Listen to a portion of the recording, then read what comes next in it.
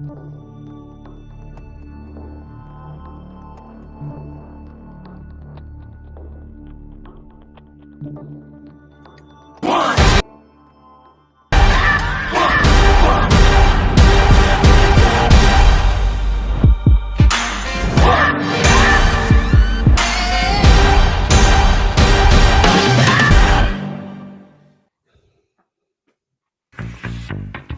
to Place and Experience.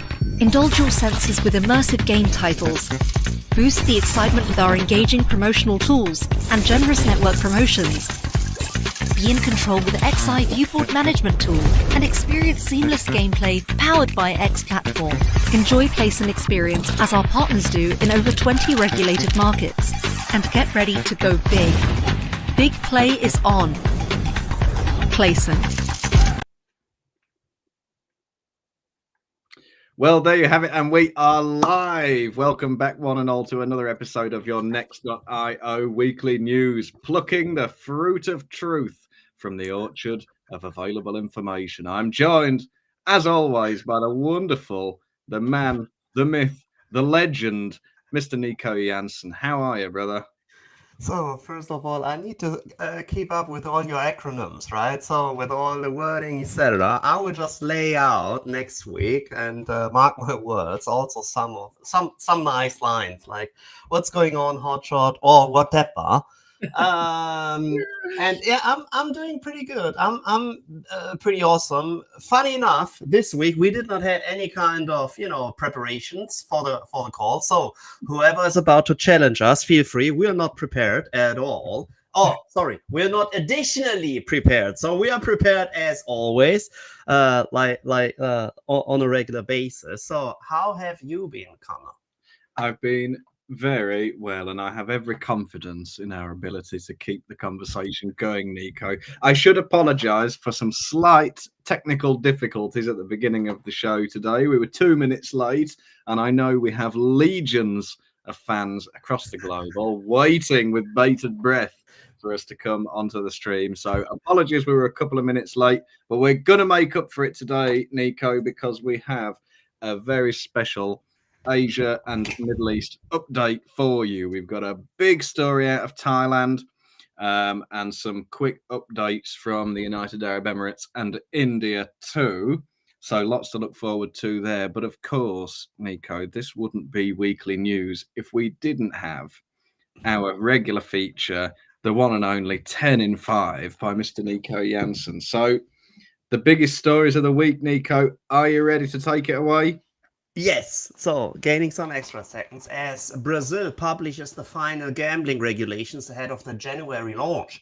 So the Brazil's Ministry of Finance has published its final set of technical regulations for the country's licensed gambling market, which is due to launch on 1st of January 2025. And these rules include advertising, are addressing problem gambling concerns. Operators will have the obligations to monitor player behavior, and under the ordinance, the practice of offering bonuses to new customers will be banned, but operators will be allowed to conduct actions to encourage player loyalty.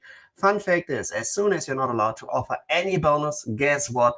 This actually drives customers into black market operations. But fingers crossed, things will be different in Brazil. Heading over to Nuvai as they acquire pay to all in Brazil to give it an iGaming market push. So Nuvai has announced that it is acquiring pay to all, a licensed payment institution authorized by the Central Bank of Brazil. What is quite interesting of the Central Bank in Brazil, as they are also running one of the most prestigious and most used payment method as well. So this actually opens the door in Brazil. So Phil Foyer, who is the Nuvai chair and CEO, said Securing a payment institution license in Brazil has been a top priority and will mark another significant milestone in our global expansion strategy. As you heard, 1st of January 2025, the overall gaming market in Brazil will start, and Nuva is just, getting themselves in position. Heading over to Georgia, as Evolution threatens layoff in Georgia as strike forces studio closure. So tensions have escalated over a strike at Evolution in Georgia, with the live casino giant threatening large-scale layoffs to reduce its presence in the country. And then there's an official statement. We do not expect any significant impact on our operational delivery from the studio. Carl Linton, who is Evolution's head of investor relations, told us, so Next.io. And he also stressed that with over 20 studios worldwide, the company is well positioned to manage operational challenges in any single studio. Heading over to US, and there might be something very interesting coming up, as FanDuel faces TikTok trap and trace privacy class action. So FanDuel has been accused of violating California privacy laws by using trap and trace TikTok software on its website. This software allegedly uses a process called fingerprinting to collect data about otherwise anonymous website visitors and match it with existing data TikTok has accumulated about millions of Americans. Guess what? According to the lawsuit, the TikTok software begins collecting information as soon as a user lands on FanDuel's website, even before they can interact with any cookie consent banners. And guess what? Usually courts in the US, they don't hold back.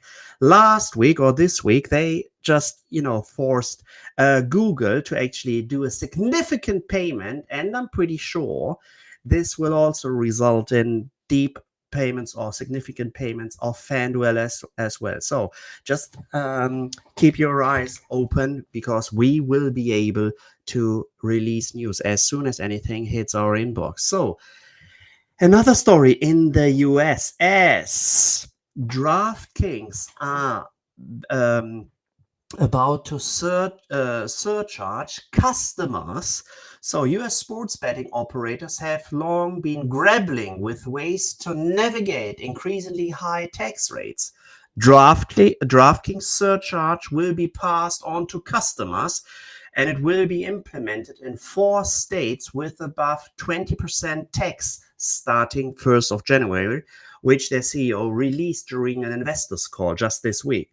DraftKings asserted the surcharge will be fairly nominal to the customers, and in that market, the charge will amount to a low to mid-single-digit percentage of the net winnings of a customer would have previously received. And they're already getting headwinds, as the analysts of the UK's Regulus partners sent a note condemning to the surcharge, and the advisory said it would lose market share, damage a brand, and undermine credibility in one easy step. So just for you to understand, if you put any surcharges on winnings, this actually decreases the overall offered odds. So it's a manipulation of the odds, and anything else then in the favor of the customer, just for you to understand. So there's already some reactions from competitors, as Rush Street says Bet Rivers will not implement wagering surcharges. So as we put our customers first, and it was an easy decision for us, said Rush Street Interactive CEO Richard Swartz. So there won't be any followers as of now, but we will keep you updated. So Heading over or still staying in the US, nearly every week we are updating you on what's going on in New York and the casino licenses and casino real estate. So as of now, Sands Long Island Casino project takes step forward with a 42-year Nassau Coliseum lease approval. So Las Vegas Sands plans to build a $6 billion casino and resort complex on Long Island, and it took a major step forward after a vote on Monday. Sands has been green-lighted to manage the Nassau Coliseum and its surrounding area, known as the Nassau Hub, in a 42-year lease agreement. Still staying in the US, as Betway US shutdown will cost around $50 million. On Wednesday, just yesterday, speaking on an earnings call after the company published its Q2 2024 results, Supergroup CEO Neil Menashe said that the cost of the US online sports betting exit should not exceed 45 million euros, which is roughly $50 million. That includes redundancy costs, settlement of existing contracts, and a maximum provision for the wind down of the sportsbook product. 2 more to go as Entain launches a betting platform. Entain has announced the introduction of a new betting platform in New Zealand called Betcha.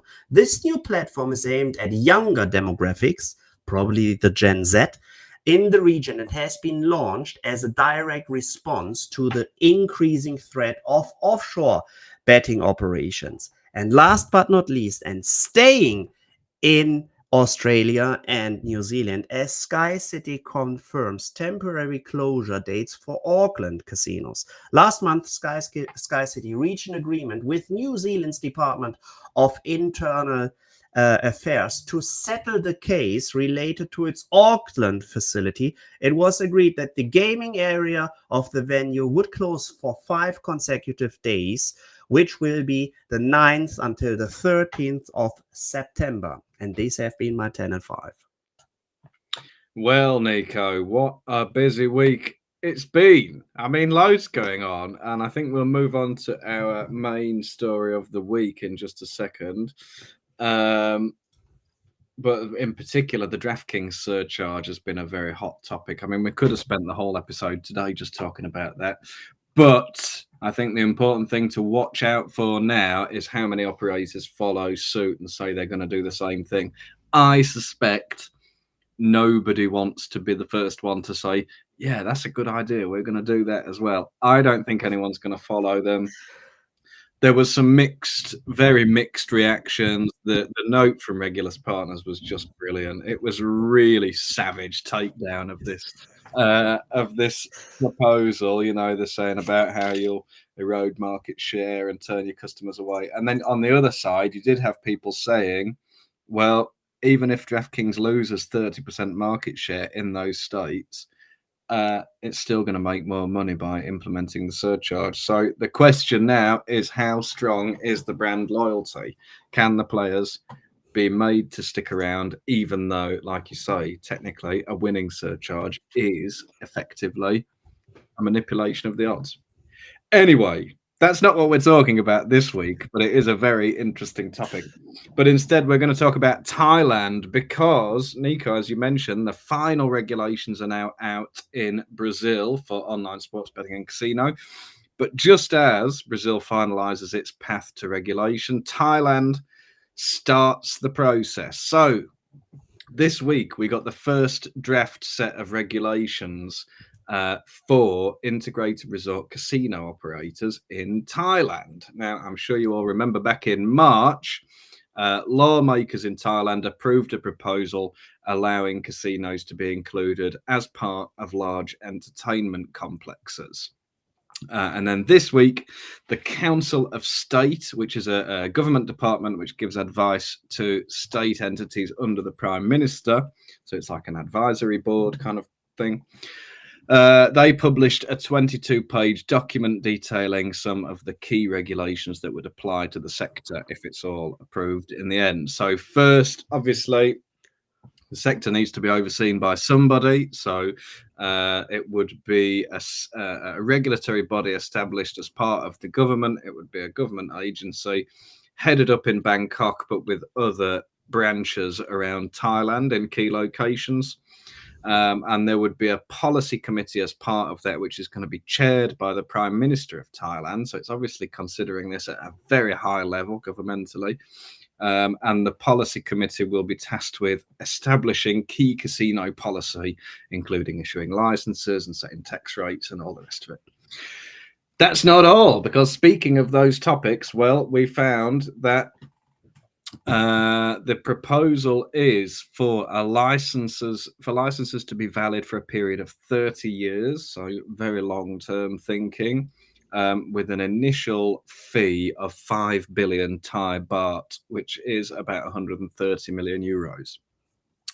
There would also be 100,000 baht initial application fee and 1 billion baht, so 22 million euros in annual fees on top of that. So bit of a money spinner for the Thai government. And after being issued a license, any operator would then be subject to regulatory evaluation every 5 years, which I think is part of the reason they want to split up this regulatory authority around the country and have these extra officers so that they can be best positioned to keep an eye on the sector. We've also got some information on tax rates. That would be set at 17% of gaming revenue, which is not the most operator unfriendly tax rate we've heard of recently. That's pretty reasonable, I think, compared to other jurisdictions.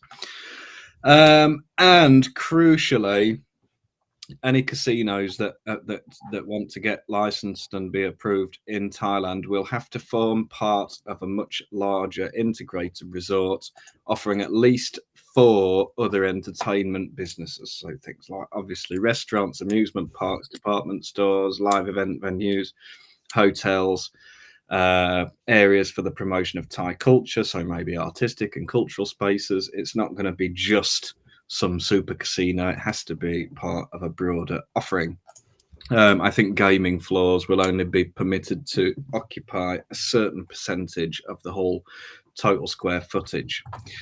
So that's kind of the headlines from that draft document. The timeline on that is that the draft is open for public consultation until the 18th of August. So for the next week and a half, people can submit their opinions. Excuse me. And some analysts have suggested in casinos in Thailand might expect to open from about 2029. We're looking about 5 years ahead, but no official timeline has been announced for that. But that doesn't stop them. There are, of course, lots of major operators. Some are US based originally, but the one thing they all have in common is they all have operations in Macau, which is obviously the land-based casino hub of the East. So Las Vegas Sands, Galaxy Entertainment, and MGM China have all expressed an interest in the Thai market. So they are kind of keeping an eye on this one, Nico. Now, I've never been to Thailand. I don't know if you have. Do you think this is something Thailand needs? I know it's a very popular tourist destination from people all over the world, but no casinos yet. Do you think that's one of the core things it's missing? Will it make it a more attractive place to go for foreign visitors? So, first of all, I've never been in Thailand as well. I know that some Germans tend to go to Thailand as weather is quite nice. Beaches are perfect as well. And who wouldn't love the beach of the beach? So we don't know. But one thing is for sure, and just, with the strict regulations on how these new hotel complexes, casino complexes actually need to look like, it just seems like, okay, they want to implement and keep the Thai, how would you call it, the Thai culture up and running, right? You need to emphasize it. We can compare it to the great and awesome Mirage, which just closed down in Las Vegas, which had been the first ever casino complex besides offering the slot machines as casino, also being a place for the entertainment, the hotel itself, of course, restaurants, etc. So you actually see that this overall concept actually works, and I'm pretty sure that as long as you offer like nice restaurants, pretty high class entertainment, this will actually put people and drag people into the casino resort itself. And how did we actually label it? Come for the entertainment and stay for the slots machines. At least it might be some additional tax revenues. And which state, which country doesn't like additional tax revenues? Besides this, roughly 130 million euros on top, and a licensing fee, a yearly licensing fee of around 22 million euros per casino. So you hand out like 5 or 6 licenses. It's decent money, and that's in the end what it's about regarding licensing of casinos. And in the end, and we need to face the truth, if you don't offer like official and licensed entertainment and games and slots, it will all the black market will just take these revenues. And I'm a highly supportive for actually come up with a nice licensing regime and get this money and keep this money in-house, make it as a tax revenue, and then just spend the money actually on the inhabitants of the country. Yeah, absolutely, Nico. Couldn't have put it better myself. I think this is part of a broader trend we're seeing globally now, and particularly through Asia and the Middle East. So, of course, we have integrated resorts coming to Japan. We have them coming to Thailand now. I think they're being discussed in a number of other jurisdictions, but this might be a good time to move on to our second story of the day, which is also an integrated resorts story, because we had an update this week from Wynn Resorts all about its project in the United Arab Emirates. So Nico, I know you've been looking into this one. What do you think of this? So first of all, Wynn Resorts, they published their Q2 2024 results this week with a revenue of 1.73 billion US dollar, which is an up of 8% year on year.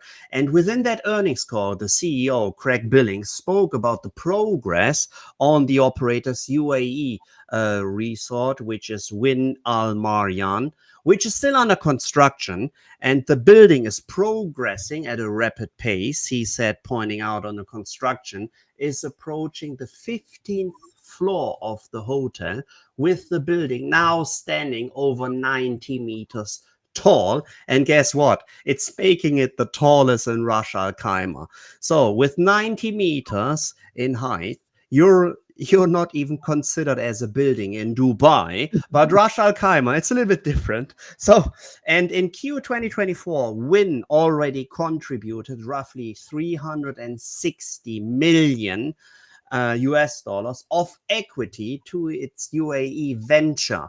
And this transaction also included a purchase of 40% pro rata share of the 155 acres on Island 3, where Wynn Ras Al Marjan is situated. And guess what? As a result, our joint venture now owns not only the land under Wynn Al Marjan, but also plus 70 acres of land for potential future development on the island. Billings said. So they are already estimating that this will not stop, or that they can extend the overall area as well. And he emphasizes the strategic importance of this land acquisition, drawing parallels to Wynn's successful land banking in the US and in Macau. So they obviously don't see it as a status quo, and it will not evolve. So they are already seeing the broader pictures, and they just want to be ahead of the curve. Then he also points out, we are confident that acquiring the sizable margin land bank will prove valuable over the long term. I believe the UAE is the most exciting new market for our industry in decades, and our confidence in the demand and EBITDA potential of Wynn Al Marjan continues to grow. He actually added as well. And just picking up the news we just published last week, as the UAE's General Commercial Gaming Regulatory Authority, short GCGAR, was established in September 2023 with former, and we are speaking about legends, Missouri Gaming Commissioner Director Kevin Mullally as the CEO and ex-MGM CEO Jim Murren as chair. And besides coming up with a framework for land-based casino, which we did not yet see, they will also publish a regulatory framework for online as well. What already happened last week is they recently issued its first license for the UAE's first authorized lottery operation, which is a significant milestone for the country's gaming industry. So whoever has already been in the Dubai since 2019, you're like, hey, but there was already a lottery. You're correct. So first lottery in Dubai was called Emirates Lotto, started in 2019, and they had to be renamed in 2020 to Mazus with a weekly draw. So we've already seen lotteries there, but now it's official under the umbrella of the official license. And Wynn CEO Billings already added, with the establishment of the GCGGRA hopefully creates incremental clarity for investors and financing sources. It clearly has on the bank financing side, because they are still desperately waiting for the official license, but they already obviously started building their casino in Ras Al Khaimah. Yeah, good rundown, Nico. Nice one. I think there's a lot of operators probably looking at this market at the moment. I know you've spent some significant time in the UAE. I wonder what the kind of benefit to Wynn will be of getting ahead of the curve in this way. As you mentioned, they've purchased. That's what was revealed. I think it was yesterday in the Q2 earnings call. They've bought up another 70 acres of land on Island 3, so they've got more and more space to put more construction and expand this resort, or add further accommodation, or whatever it is it might end up being. What do you think is the value of that kind of first mover advantage? And I think this applies both for Wynn, but also for Ras Al Khaimah as an emirate. You know, it's the first one to kind of step towards having a casino. Do you think it gives it potential to really rapidly develop and move some of that tourism away from the likes of Dubai and Abu Dhabi and into Ras Al Khaimah? So first of all, it's quite interesting because they are not the first mover. They might be the first ever getting a license. So first of all, you already had a Caesars and an MGM complex, which had been pretty close to Dubai. So in the area of Dubai, but they never had a license, so they could never operate kind of slots machines, gaming. They couldn't offer it. Besides this, you also have the kind of historic Queen Elizabeth II just sitting in the harbor, fully equipped ship. Guess what? There are slots machines as well, but they can't operate, and they are waiting there since ages already. So that's the difference. So it's not the first mover advantage, but it might be the first ever opening up a casino, a licensed casino, in this area. So if you have ever been first of all, if you want to go from Dubai to Ras Al Khaimah, it's a pretty decent roughly 1.5, 1:45 hour ride.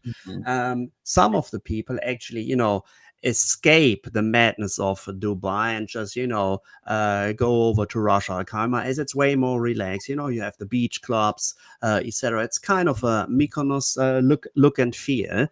And if they establish, Also, what we've seen in Thailand as well, the story you just mentioned, it will be pretty interesting. And if you've seen already the pictures and how it will look like, it's astonishing and awesome. So of course it's a casino as well, but it has so much more to actually to offer. So you can just cruise down or cruise up, sorry, from Dubai, and just enjoy yourself with some entertainment, then with some with some spa, with some pools as well.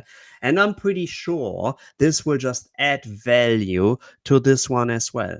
As of now, we just see it's moving on slowly, so we don't see a big bang.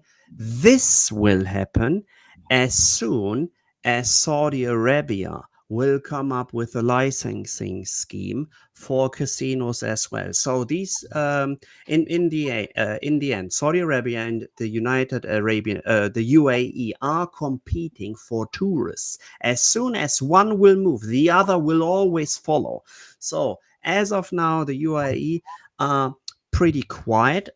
Of course, they already established the regulatory framework, but as soon as there will be a significant move from Saudi Arabia, you will see how fast paced things will change in Dubai.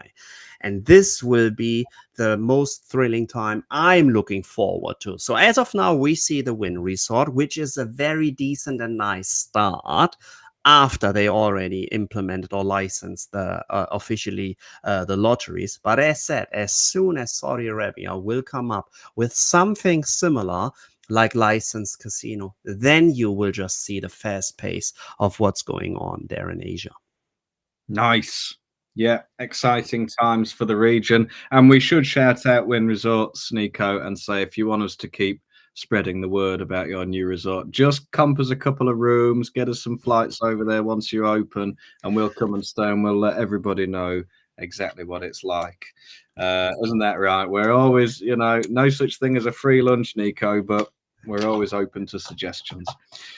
Now, for our final little story, I've got a quick update for you from India. It's not the biggest news story in the world, but I do think it could be significant, especially for anybody thinking about making investments in gaming in India, because India is reportedly considering simplifying some of its foreign investment rules. So there are currently some rules in place which mean that approval is needed if you want to invest as a foreign investor into an Indian company, and they are thinking about changing those rules up so that foreign investors can be automatically permitted to make full investments in Indian gaming companies. So the country is reportedly considering allowing 100% foreign direct investment for real money gaming companies without official approval.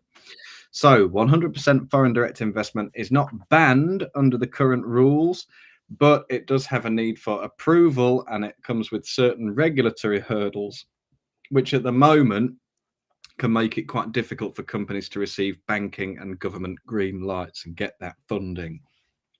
So instead, this new proposal wants to simplify the process by allowing amounts up to the value of the entire business to be invested through an automatic process, meaning it would no longer be required to first receive approval from government officials. So if you have a business in India that's worth $1 million, a foreign investor could come along and give you another $1 million without the need to jump over these hurdles. So we had some reporting from an Indian business magazine called Mint, and one anonymous government official said to Mint, the idea is to make it simpler and easier for Indian startups to raise foreign capital in a sector which is seeing high growth. There is some ambiguity with respect to FDI, foreign direct investment, under the automatic route, which will also be clarified. Allowing up to 100% through the automatic route will help this industry raise capital. Now, as we know, Nico, what that means in India usually is skill-based gaming. So they have a framework to allow games like poker. Rummy is very popular. But there is an exclusion for luck-based games, slots, and things like that. So historically, India has only really permitted skill-based games to operate under legal cover. This means that sports betting and iGaming largely operate through the grey market. But operators, whether they're licensed or not, they're all required to pay a 28% goods and services tax. Now, the reason I mentioned that is because there was some discussion around the goods and services tax recently about bringing the rate down, but it didn't happen. The tax rate staying as it is. And according to a joint report from E&Y and the US-India Strategic Partnership Forum, the gaming industry has seen limited investment since the tax went into effect. So, as we know, it's an incredibly large market, first and foremost, in India. Huge population, a burgeoning middle class, lots more disposable income here and there starting to appear among Indian populations, and obviously a huge opportunity for the gambling sector, given that we're still in this kind of in-between phase in India. Hopefully, this proposal could change the rules for foreign investors to be able to help those startups locally in India, and keep the investment going into the gaming sector. So not a massive change. It hasn't come into force yet, but I just wanted to update the listeners. Anyone who's interested in the Indian market, you may find that it's going to become a bit easier to make investments there. What do you make of this one, Nico? Yeah, India has always been on my radar as well because, it's a very, very young country as well. Yep. Young with, if with regards to if you take a look at the age groups and how they are actually distributed under each other, it's not like they've been established like a couple of years ago. No. Of course, it's a well-established country, but youngsters, being aged 32 until 45, which is making the biggest amount of inhabitants. They are well skilled. Internet is very fast in India as well. Mobile device distribution is also very, very high in India as well. So it's one of the go-to markets, and each and everybody should just have this market on their radar. And as you already pointed out, it usually all starts with coming up with a tax code. So as soon as the taxes are sorted, then they actually, come up with a regulatory framework, which we did not yet see in India as well. But obviously, some of the companies or the companies who operate in gray markets are actually paying 28% of taxes. So it will be quite interesting to see how this one will evolve. It's steadily going on. And for sure, within a time span of 3 to 5 years from now, we will see gaming in India as well. Yeah, there you have it, Nico. So 3 potentially extremely exciting markets to discuss today, and it's been interesting this week to see updates from all 3 of those. Just as I mentioned at the top, Brazil gets its final regulations out of the way. I think in a few more years, Nico, we're not going to have anything left to talk about because everywhere in the world is going to be regulated and licensed and taxed, and it will all just be running smoothly, and we'll say, well, it's done. It's over. The industry's there, and it's never going away. But It's been a lot of fun, Nico. I think we should probably leave it there for today. Bit of a short episode, but I might go and get a little bit of lunch, maybe a little pina colada. Yeah. So I'm always up for a pina colada. And guess what? So last week, Saturday, I was attending the Adele concert. So if you have a chance to actually fly over to Munich, there are still, if I'm not mistaken, 8 concerts left. So each and everybody of our listeners, feel free to actually fly over to Munich, attend the Adele concert, and then just being part of our weekly wrap-up, right? So you can be just at my back, and we will just answer all of your questions live on the stream while you're staying over at mine. Absolutely, Nico. And we'll be back, same place and same time next week to say hello from the other side. And we'll be having fun as we always are. Now, don't go anywhere, dear listeners. We have a quick message coming for you from one of our sponsors, the wonderful Hub 88. And we should say thank you to Playson as well for this episode. Thank you to everybody for listening. And Nico, thank you for joining me. The pleasure has been all mine, as always, and I'll see you back here next week. Okay, thanks for having me, and fingers crossed. Have a lovely weekend to each and every one of you. Thanks, Nico. You too. Bye, everyone. Hundreds of studios, dozens of Hub Market partners, an industry-leading Hub wallet, and just one API. Hub 88 is connecting businesses to a world of limitless content where the possibilities are endless. Hub 88.